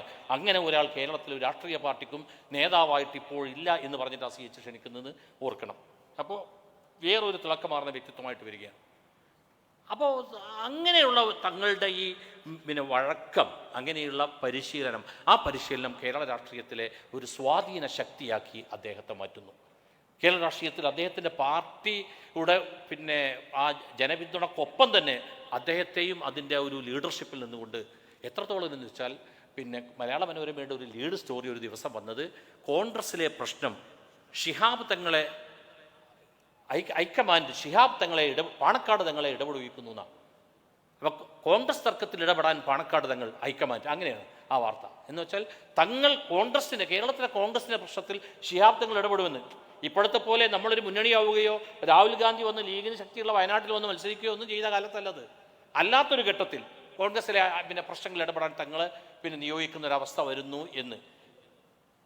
അങ്ങനെ തങ്ങൾ ഒരു സ്വാധീന ഘടകമായി തീരണം. കോൺഗ്രസിന് അവിടെയും ഇവിടെയും സ്വാധീനമാകുന്നത്. എത്രത്തോളമാണ് ശിഹാബ് തങ്ങളുടെ ആ ദൂരക്കാഴ്ചയുടെ ഒരു പരിണിത ഫലം എന്ന് നിങ്ങൾക്കറിയാം. 92 ഡിസംബർ 6 തന്നെ ഇവിടെ എല്ലാവരും പറഞ്ഞിട്ടുള്ള കാര്യമാണ്. ബാബരി മസ്ജിദ് തകർക്കപ്പെട്ട സമയത്ത് കെ വേണു പറയുന്നൊരു കാര്യം, കെ വേണു എന്നും മുസ്ലിം ലീഗിനെ ഒരു ശരിയല്ലാത്ത രീതിയിൽ വേണു തന്നെ പറയുന്നു.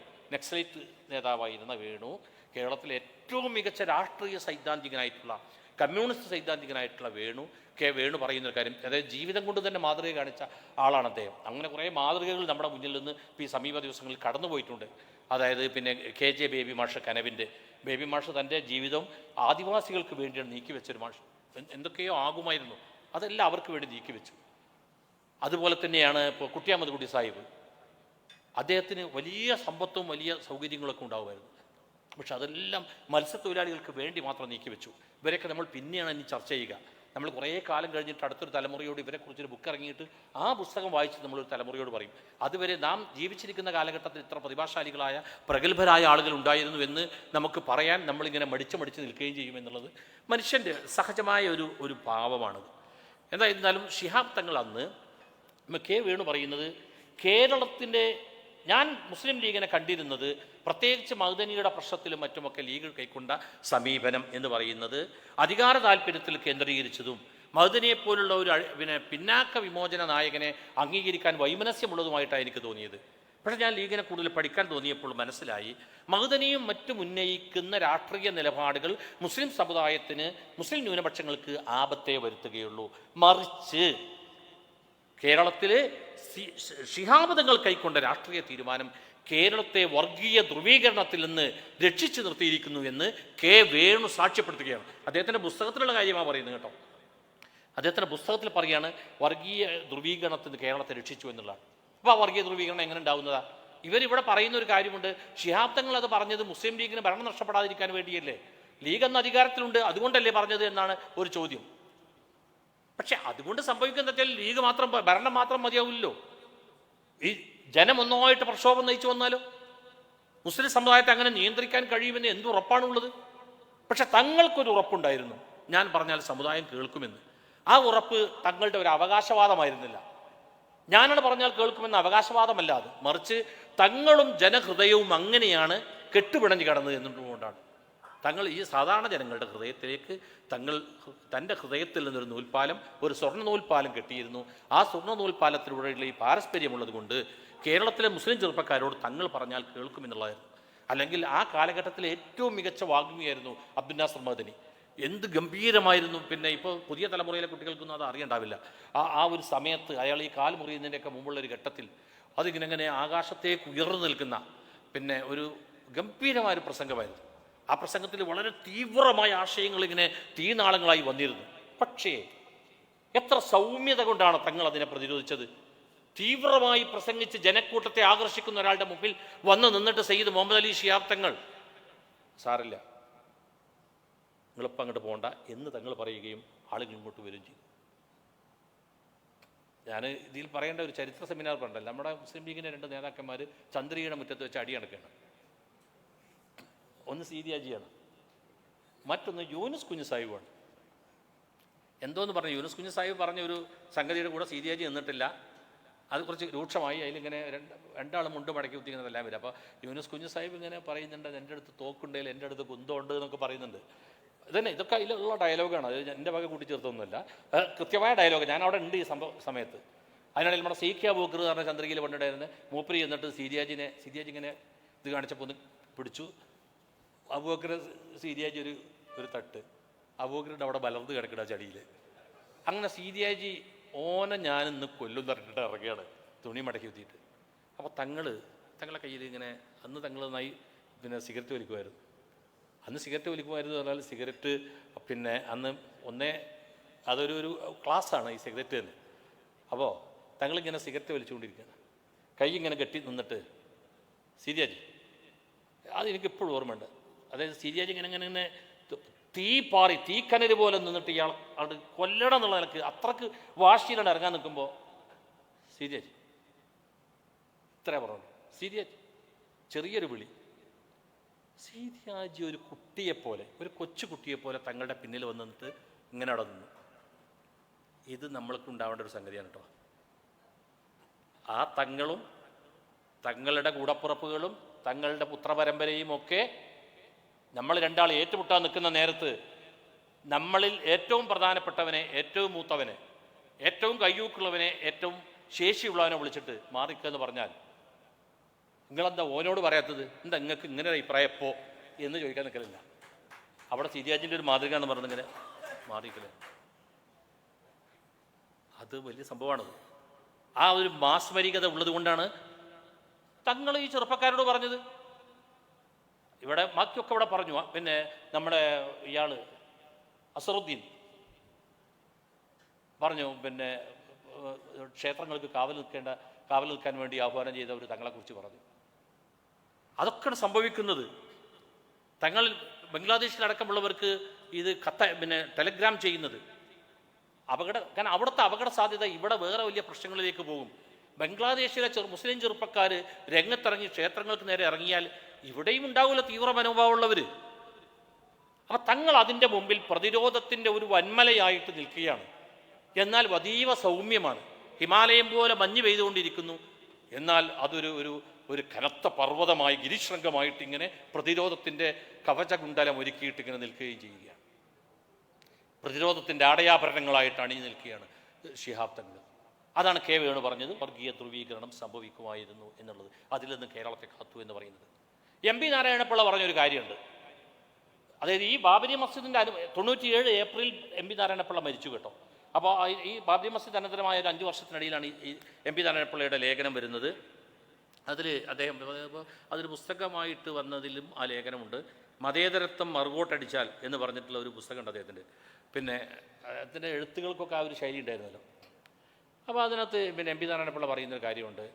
കേരളത്തിലെ മുസ്ലിം ലീഗിൻ്റെ നിലവാരത്തിലേക്ക് അഖിലേന്ത്യാ തലത്തിൽ മുസ്ലിം സമുദായം ഉയർന്നിരുന്നുവെങ്കിൽ ഇന്ത്യയിൽ ഒരു വർഗീയ പ്രശ്നങ്ങളും ഉണ്ടാവില്ല എന്ന് എം പി നാരായണപിള്ള രേഖപ്പെടുത്തിയിരിക്കുകയാണ്. കേരളത്തിലെ മുസ്ലിം ലീഗിൻ്റെ നിലവാരത്തിലേക്ക് അവർ ഉയരുക എന്ന് പറഞ്ഞാൽ ഇന്ത്യയിൽ മുസ്ലിമീങ്ങളാണ്. അപ്പം ഉടനെ നമ്മുടെ കൂട്ടത്തിൽ പറയുന്ന കാര്യം ഇന്ത്യയിൽ മുസ്ലിമീങ്ങളാണ് വർഗീയ പ്രശ്നങ്ങൾ ഉണ്ടാക്കുന്നത് എന്ന് ലീഗ് പറയുന്നു. അതല്ല പറയുന്നത്. എം പി നാരായണപിള്ള പറയുന്നു അതല്ല, തങ്ങൾ പറയുന്നു അതല്ല. നമ്മൾ ഭരണത്തിൽ പങ്കാളികളാണ് എന്നൊരു തോന്നൽ, അല്ലെങ്കിൽ നമ്മൾ ഭരണത്തെ നിയന്ത്രിക്കുന്ന പ്രതിപക്ഷമാണ് എന്നൊരു തോന്നൽ, ഇത് രണ്ടിലൊന്നുണ്ടെങ്കിൽ നമ്മൾ വെറുതെ പ്രശ്നം ഉണ്ടാക്കൂല. രണ്ടിലൊന്നുണ്ട് എന്ന് തോന്നണം. ആ തോന്നൽ ഉത്തരേന്ത്യൻ മുസ്ലിമീങ്ങൾക്ക് ഇല്ലാതെ പോയി. ആരുടെ കാരണം? ഉത്തരേന്ത്യയിൽ എന്തുകൊണ്ട് മുസ്ലിം ലീഗ് ഇല്ലാതെ പോയി? ഉത്തരേന്ത്യയിൽ മുസ്ലിം ലീഗിന്റെ ശക്തി ക്ഷയിച്ചത് എന്തുകൊണ്ട്? ആ ശക്തിക്ഷയങ്ങളിലൊക്കെ വലിയ പങ്ക് വഹിച്ചത് അവിടെയുള്ള ഈ രാഷ്ട്രീയ പ്രബുദ്ധത ഇല്ലാത്ത ഒരു സമൂഹം ഇതിനെ കൂടെ വളർന്നു വന്നതുകൊണ്ടാണ്. അവരെ രാഷ്ട്രീയ പ്രബുദ്ധരാക്കാൻ കഴിഞ്ഞില്ല. സെയ്ദ് മുഹമ്മദ് അലി ശിഹാബ് തങ്ങളുടെ ലീഡർഷിപ്പിൽ, ആ സൗമ്യമായ നേതൃത്വത്തിൽ ആ രാഷ്ട്രീയ പ്രബുദ്ധത അങ്ങനെ നൽകിക്കൊണ്ടിരുന്നു. തങ്ങളുടെ ശേഷം സെയ്ദ് ഹൈദർ അലി ശിഹാബ് തങ്ങളും പിന്നെ സെയ്ദ് സാദിഖ് അലി ശിഹാബ് തങ്ങളും അദ്ദേഹത്തിൻ്റെ സഹോദരൻ അബ്ബാസ് തങ്ങളും ഇവർ പുത്രന്മാരും പുത്രപരമ്പരയും എല്ലാം ചെയ്യുന്ന ഒരു സംഗതി അതാണ്. എങ്ങനെ ഈ സമുദായത്തെ സൗമ്യമായി സൗഹൃദത്തിൻ്റെ വഴിയിലേക്ക് കൊണ്ടുപോകാൻ കഴിയും, അതിനുവേണ്ടി എന്തെല്ലാം വിട്ടുവീഴ്ചകൾ ചെയ്യാൻ കഴിയും. അപ്പോൾ അവർ ആഹ്വാനം ചെയ്താൽ പിന്നെ അവരൊന്നാണ് പറഞ്ഞാൽ 36 കോടി ഇങ്ങനെ വന്ന് ചാടും എന്നുള്ളത് അത് അതിൻ്റെ ഒരു അത്ഭുതമാണ്. അത് വേറെ ആര് പറഞ്ഞിട്ടും കാര്യമില്ല, വേറെ നമ്മൾ എവിടെ പിരിച്ചിട്ടും കാര്യമില്ല, അത്ര പണം ഉണ്ടാവില്ല. അതൊരു വിശ്വാസത്തിൻ്റെ പ്രശ്നമാണ്. ആ വിശ്വാസം നേരത്തെ പറഞ്ഞവരൊക്കെ പറഞ്ഞു, ആ വിശ്വാസമാണ് ശിഹാബ് തങ്ങൾ പ്രത്യേകിച്ചും വാഫക്കത്തങ്ങളും പൂക്കോയത്തങ്ങളും ഉണ്ടാക്കിയെടുത്ത ആ വിശ്വാസം. മുന്നണി ബന്ധം, ഞങ്ങൾ മുന്നണിയായി ചേർന്നാൽ പിന്നെ ഞങ്ങളെ വിശ്വസിക്കാം, ഞങ്ങൾ വോട്ട് ചെയ്യാമെന്ന് പറഞ്ഞാൽ ഞങ്ങളെ വിശ്വസിക്കാം എന്നൊക്കെ പറഞ്ഞു പോകുന്ന ആ വിശ്വാസം അതിൻ്റെ ശക്തി കൂടിക്കൂടി വന്ന് ഇങ്ങനെയുള്ള ഏതൊരാൾക്കും എപ്പോഴും വിശ്വസിക്കാവുന്ന ഒരു പ്രസ്ഥാനം എന്നതിലേക്ക് മുസ്ലിം ലീഗിനെ മാറ്റി. മുസ്ലിം ലീഗ് എന്ന് പറയുന്നത് കേരളത്തിൻ്റെ രാഷ്ട്രീയ പ്രസ്ഥാനം എന്നതിനേക്കാൾ കേരളത്തിൻ്റെ ഏറ്റവും വലിയ ബഹുജനാടിത്തറയുള്ള സാംസ്കാരിക പ്രസ്ഥാനം കൂടിയാണ് മുസ്ലിം ലീഗ്. കാരണം ഒരു കൾച്ചർ ഓഫ് പീസ്, അത് ഐക്യരാഷ്ട്ര സംഘടനയുടെ പിന്നെ രൂപീകരണ ഘട്ടത്തിൽ തന്നെ അതിന് വേണ്ടിയുള്ള മാർഗനിർദ്ദേശ ഗ്രന്ഥത്തിൽ എഴുതി വെച്ചിട്ടുള്ള ഒരു അധ്യായമാണ് കൾച്ചർ ഓഫ് പീസ്, സമാധാനത്തിൻ്റെ ഒരു സംസ്കാരം. ലീഗ് ഉണ്ടാക്കിയതാണ് സമാധാനത്തിൻ്റെ സംസ്കാരം. ലീഗിൻ്റെ ഏതൊരു നേതാവിനെ എടുത്ത് ശരിക്കും പരിശോധിച്ചാൽ നമുക്ക് ഈ സമാധാനത്തിൻ്റെ സംസ്കാരം കിട്ടും. ആ സംസ്കാരത്തെ രൂപപ്പെടുത്തിയെടുത്ത് എൻ്റെ കൂടെ നിങ്ങൾ നിൽക്കുന്നുണ്ടെങ്കിൽ അത് സമാധാനത്തിൻ്റെ സംസ്കാരത്തോടെ ആയിരിക്കണമെന്ന പാഠം സയ്യിദ് മുഹമ്മദ് അലി ശിഹാബ് തങ്ങൾ നമ്മെ പഠിപ്പിച്ചു, തലമുറകളെ പഠിപ്പിച്ചു. അങ്ങനെ ആ തലമുറകൾക്ക് വെളിച്ചമായി നിൽക്കുകയാണ് സയ്യിദ് മുഹമ്മദ് അലി ശിഹാബ് തങ്ങൾ. ദളിതൻ്റെ, ഒറ്റപ്പെട്ടവൻ്റെ, പുറമ്പോക്കിലെറിയപ്പെട്ടവൻ്റെ, അശരണരും ആലംബഹീനരുമായ ജനവിഭാഗങ്ങളുടെ അത്താണിയായിട്ട് ജീവിതമത്രയിൽ നിന്ന ഒരാൾ, സ്വജീവിതം ഉപേക്ഷിച്ച ഒരാൾ, തങ്ങൾ സ്വന്തം ജീവിതം ഉപേക്ഷിക്കുകയും, ജീവനല്ല സ്വന്തം ജീവിതം ഉപേക്ഷിക്കുകയും എന്നിട്ട് ആൾക്കൂട്ടത്തിൽ പരകായ പ്രവേശം പിന്നെ സിദ്ധിക്കുകയും ചെയ്തൊരു മനുഷ്യനാണ്. അത് അവനാൻ്റെ ജീവിതത്തിൻ്റെ കുപ്പായം എങ്ങനെ ഊരിയെറിഞ്ഞിട്ട് തങ്ങൾ എന്ന് പറയുന്ന ഒരു, നമ്മളിപ്പോൾ സാഹിത്യത്തിൽ ഡീകൺസ്ട്രക്ഷൻ എന്ന് പറയുന്ന സംഗതി ഉണ്ടല്ലോ, അപനിർമ്മാണം. ഒരു ആശയം നമ്മൾ വായിച്ചുകൊണ്ടിരിക്കുന്ന ആ ഗ്രന്ഥം ഇല്ലാതാവുകയും അതിന് ആശയങ്ങൾ മാത്രമായി മറ്റൊരാളിലേക്ക് പ്രവേശിക്കുകയും ചെയ്യുക, ഒരു കഥാപാത്രത്തിലേക്ക്, വ്യക്തിയിലേക്ക്, മറ്റൊരു പരിസരത്തേക്ക് ചെല്ലുക. അതുപോലെ ശിഹാബ് തങ്ങൾ എന്ന് പറയുന്ന വ്യക്തി ഇങ്ങനെ ആണ് അലിഞ്ഞില്ലാതായി ആളുകളിലേക്ക് പ്രവേശിച്ച്, എന്നിട്ട് നമ്മൾ ഇങ്ങനെ കൂടി നിൽക്കുന്നത് ശിഹാബ് തങ്ങൾ എന്ന് പറയുന്ന പ്രകാശത്തിൻ്റെ ചുറ്റിൽ കുടപ്പനൊക്കെ ചെല്ലും തങ്ങളുള്ള നേരത്ത്. തങ്ങൾ ചോദിക്കുന്ന ചോദ്യങ്ങളിൽ ഒന്ന്, ഇനിയിപ്പോൾ നീട്ടിയാൽ ശരിയാവില്ലല്ലേ ഉപസംഹരിക്കുക, അല്ല, ശിഹാബ് തങ്ങൾ ചോദിക്കുന്ന ചോദ്യങ്ങളിൽ ഒന്ന്, കാരണം എനിക്കുണ്ടല്ലോ കുറേ കാലത്തെ ഒരു പിന്നെ മുനീർ സാഹിബിന് എല്ലാവർക്കും, മുനീർ സാഹിബിൻ്റെ ഒന്നും അത്ര എനിക്കുണ്ടാവില്ല. കാരണം മുനീർ സാഹിബ് ചെറിയ കുട്ടിയാകുമ്പോൾ തന്നെ പിന്നെ പാണക്കാടുത്തെ കുട്ടിയാണ്. പാണക്കാടുത്തെ കുട്ടികളിൽ ഒരു കുട്ടിയാണ് അത്. അപ്പോൾ പക്ഷെ അത്ര തന്നെ ഉണ്ടാവില്ല. എന്നാലും ശിഹാബ് തങ്ങളുടെ കൂടെ ഒരു 10-26 കൊല്ലം തങ്ങളുടെ കൂടെ തന്നെ, തങ്ങളുടെ കൂടെ വളരെ കൂടുതൽ യാത്ര ചെയ്ത ആളുകളിൽ ഒരാൾ തന്നെയാണ് ഞാനും. അതൊക്കെ ഞാൻ അവകാശപ്പെടുക, തെളിയിക്കള രേഖകളും എൻ്റെ കയ്യിലുണ്ട്. പക്ഷെ അതിലൊക്കെ ഇങ്ങനെ യാത്രകളിൽ കുറേ വിദേശ യാത്രയല്ല കേട്ടോ പറയുന്നത്, കേരളത്തിനകത്തുള്ള യാത്രകൾ, പിന്നെ തെന്നിന്ത്യയിലുള്ള യാത്രകൾ, പ്രത്യേകിച്ച് തമിഴ്നാട്, കർണാടകയിൽ, മംഗലാപുരം, ബംഗളൂരു, അതൊന്നുമല്ല പറയുന്നത്. തങ്ങളുടെ ഒരു ചോദ്യം എന്താണെന്ന് വെച്ചാൽ, അപ്പോൾ ഇനിയിപ്പോൾ എന്താ നമ്മൾ ചെയ്യുക, അല്ല ഇപ്പം എന്താ ചെയ്യേണ്ടത്, അല്ല ഇനിയിപ്പോൾ എന്താ വേണ്ടത്, ഇങ്ങനെ ഒരു എന്താ ചേർത്തിട്ട് 2-3 ചോദ്യങ്ങളുണ്ട്. ഞാൻ നിങ്ങളോട് പറഞ്ഞ കാര്യങ്ങളാണ്. ഈ പോകാൻ പറ്റാത്തൊരു സമയത്ത് വന്ന് പറയുമ്പോൾ, അപ്പോൾ ഇനിയിപ്പോൾ എന്താ വേണ്ടത്, നപ്പണ പോവല്ലേ, അത് പറയാം. അത് സന്ദർഭങ്ങളൊക്കെ ഞാൻ പലപ്പോഴും പറഞ്ഞുകൊണ്ട് ഞാനത് വിശദീകരിക്കുന്നില്ല. അതാണ് തങ്ങളുടെ ഒന്ന് ഇപ്പഴ പോവല്ലേ എന്നുള്ളത്. കാരണം ഇനി തങ്ങളെ സംബന്ധിച്ചിടത്തോളം ഒരു തീയതി മാറ്റി വെച്ചാൽ ഉണ്ടാവില്ലായിരുന്നു. നിങ്ങൾ പറയും മറ്റേതൊരു ജനത്തിരക്കുള്ള നേതാവാണ് ഇപ്പം അങ്ങോട്ട് പോവല്ലേ എന്ന് പറയാം, ഇപ്പം തന്നെ ഒരു തീരുമാനം എടുക്കുക. മറ്റുള്ള എല്ലാ ആളുകളും നമ്മൾക്കൊരു തീയതി കാണാമെന്ന് പറയും. തീയതി കാണാമെന്ന് പറയുന്നത് ഒഴിഞ്ഞുമാറൽ മാത്രമല്ല, അത് രക്ഷപ്പെടൽ മാത്രമല്ല, തിരക്കിൻ്റെ പ്രശ്നങ്ങൾ കൊണ്ട് കൂടിയാണ്. പക്ഷെ അതല്ല തങ്ങൾ ചെയ്യുന്നത്. തങ്ങൾ ഇപ്പോഴങ്ങോട്ട് ചെയ്യുകയാണ്, അതിനായിട്ടൊരു ദിവസം കാത്തു വെക്കുന്നില്ല. അങ്ങനെ ഒരാൾ ചെയ്യുകയാണ്. അതായത് ഞാനീ പറഞ്ഞല്ലോ, തങ്ങൾ എന്ന് പറയുന്ന ഒരു വലിയൊരു വ്യക്തിത്വം മനുഷ്യരിലാണ് ലയിച്ചു ചേർന്നു. പിന്നെ അവർ ചെയ്യുന്നതൊക്കെ, തങ്ങൾ ചെയ്യുന്നതൊക്കെ അവരിലൂടെ ചെയ്യിക്കുന്നൊരവസ്ഥ. ഇത് നമ്മൾ മറ്റൊന്ന് പറയല്ല കേട്ടോ, ഇതിനെ നിങ്ങൾ പിന്നെ വേറെ ഒരു അർത്ഥത്തിലും അതിനെ കൊണ്ടുവരുത്. ഞാനതിനെ ഒരു കേവലം കാൽപ്പനികമായ ഒരു തലത്തിൽ നിന്നുകൊണ്ട് സംസാരിക്കുകയാണ്. അതായത് അവർ തങ്ങളായി മാറുകയാണ്, അവർ സ്വയമേവ. അപ്പോൾ തങ്ങളുടെ അടുത്ത് അവർ കൂടുതൽ സ്വാധീനം കിട്ടുകയാണ്. തങ്ങളുടെ അടുത്ത് അവർക്ക് പിന്നെ ചില അവരുടെ ആവശ്യങ്ങൾക്കൊരു സമ്മർദ്ദം കുറച്ചുകൂടി കിട്ടുകയാണ്. അത് തങ്ങൾ ചെയ്തു കൊടുക്കുകയാണ്. ഭൗതികമായി ചെയ്തു കൊടുക്കാവുന്ന സംഗതികളൊക്കെ ചെയ്തു കൊടുക്കാൻ തങ്ങളെ കയ്യിൽ, തങ്ങൾ അധികാരി അല്ലെങ്കിൽ തങ്ങളുടെ കയ്യിൽ അധികാരമുണ്ടായിരുന്നു. ആ അധികാരത്തെ അദ്ദേഹം ഉപയോഗിച്ചു. അദ്ദേഹം മുഖ്യമന്ത്രിയെ സ്ഥാപിച്ചു, അദ്ദേഹം കേന്ദ്രമന്ത്രിയെ സ്ഥാപിച്ചു. ഒറ്റയ്ക്ക് കിട്ടൂല അദ്ദേഹത്തിൻ്റെ പാർട്ടിക്ക്. പക്ഷെ അദ്ദേഹത്തിൻ്റെ ആ ഉയർന്ന വ്യക്തിത്വത്തിന് അത് സാധ്യമാകുമായിരുന്നു. അദ്ദേഹത്തിൻ്റെ നെയ്യത്തിൻ്റെ നന്മ കൊണ്ട് ഇതെല്ലാം സാധ്യമാകുമായിരുന്നു. CH മുഖ്യമന്ത്രിയെ സത്യപ്രതിജ്ഞ ചെയ്ത് അധികാരമേറ്റിങ്ങനെ ഇറങ്ങി നിൽക്കുന്നൊരു ഫോട്ടോ.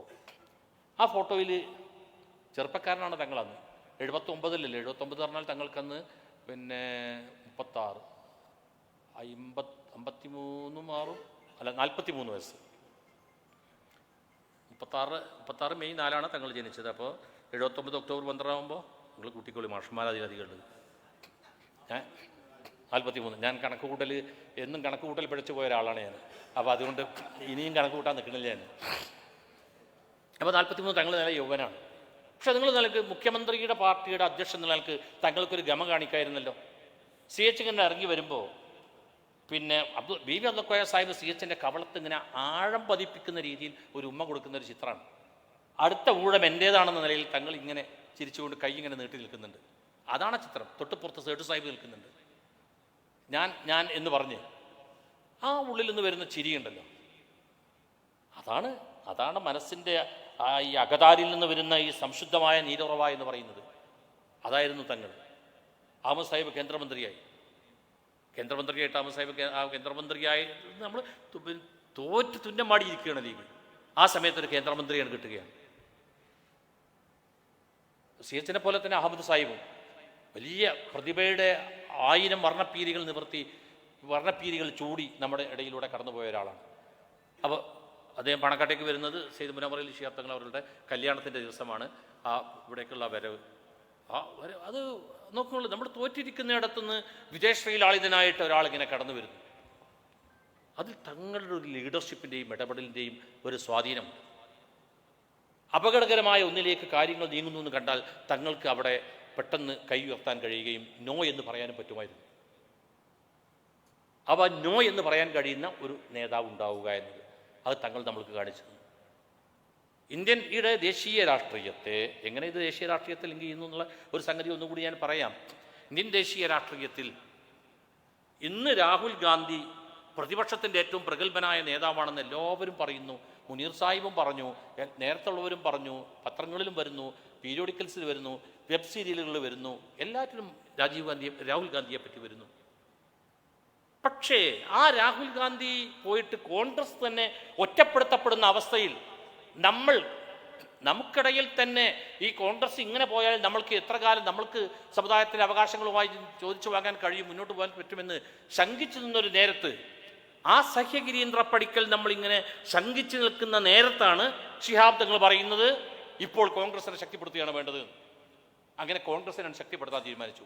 അന്ന് ഇന്ത്യയിൽ ഈ സ്വതന്ത്ര ഭാരതത്തിൽ അന്ന് ബാബരി മസ്ജിദ് തകർക്കപ്പെട്ട ശേഷം കോൺഗ്രസിനെ ശക്തിപ്പെടുത്തുകയാണ് വേണ്ടത് എന്ന് പറഞ്ഞ ഒരേ ഒരു രാഷ്ട്രീയ പാർട്ടിയുടെ പേരാണ് ഇന്ത്യൻ യൂണിയൻ മുസ്ലിം ലീഗ്. അന്നൊരു മനുഷ്യൻ കോൺഗ്രസിന് കൂട്ടില്ലായിരുന്നു. എല്ലാവരും ആ മാളത്തിലിട്ട് കുത്തുകയായിരുന്നു. ഈ മുന്നണിയിൽ നിന്ന് കുറച്ച് ആൾക്കാരുണ്ട്. ഒന്ന് MP രാഘവൻ്റെ CMP ഉണ്ട്. ഇങ്ങനെയൊക്കെ ഉള്ളവരൊക്കെ ഉണ്ട്. അവരെ കൊണ്ടോ കിട്ടിയാൽ പിന്നെ ഇങ്ങനെ പുളക്കല്ലേ ഇപ്പോൾ CMP ഒക്കെ ഇവിടെ കിടന്നിട്ട്. അന്ന് മുസ്ലിം ലീഗ് അത് പറഞ്ഞു, തങ്ങളത് പറഞ്ഞു, കോൺഗ്രസിനെ ശക്തിപ്പെടുത്തണമെന്ന് പറഞ്ഞു.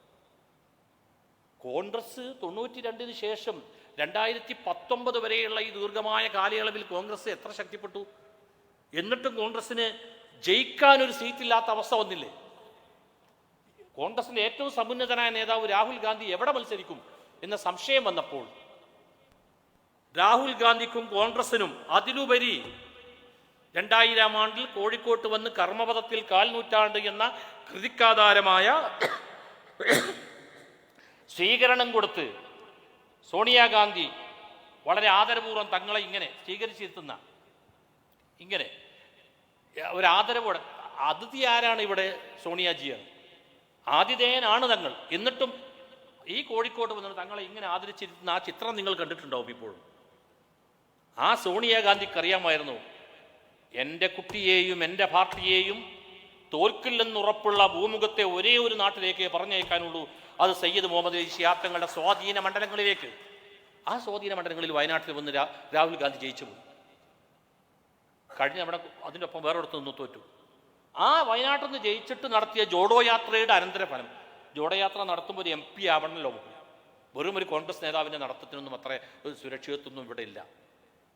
ആ MP ആയിട്ട് അദ്ദേഹം നടന്നു. അപ്പോൾ ഇത്തവണ അദ്ദേഹം 2 മണ്ഡലത്തിൽ ജയിച്ചു. പ്രതിപക്ഷം മുന്നിലെത്തി. പാർലമെൻറ്റിൽ കൊണ്ടുവരുന്ന ബില്ലുകൾ പിന്നെ PACക്ക് ജോയിൻറ്റ് പാർലമെൻ്ററി കമ്മിറ്റിക്ക് വിടുന്ന ഒരവസ്ഥ വന്നു.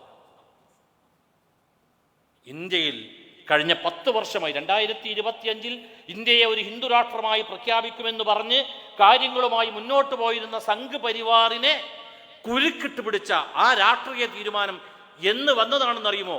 1992 പാണക്കാട്ട് നിന്ന് വന്ന രാഷ്ട്രീയ തീരുമാനമാണത്.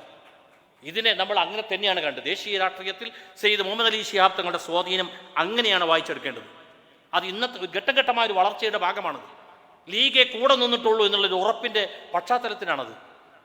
ലീഗ് ഉണ്ടാക്കിയെടുത്ത ഘട്ടം ഘട്ടമായ ഒരു വളർച്ചയുടെ അനന്തരഫലമാണത്.